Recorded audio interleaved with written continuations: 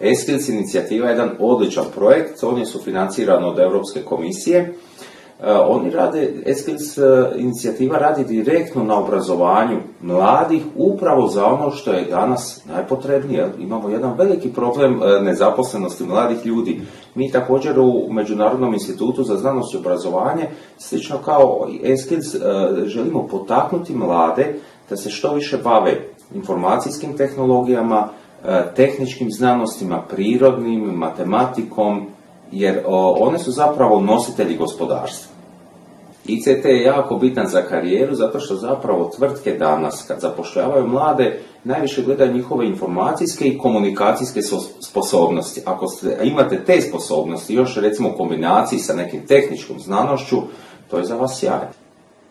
Digitalne tehnologije su prilično pojednostavnile poslovne procese i prilično ih ubrzale. Tako da zaposlenici sad se više mogu baviti logičkim dijelovima posla, a onaj operativni dio prepuštaju računalu. Recimo tako i mi u matematici.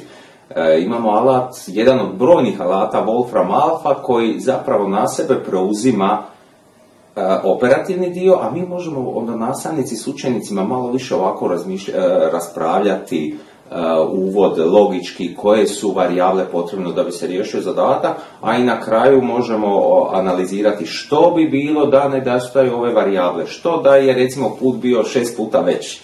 Ostaje nam vremena za te stvari.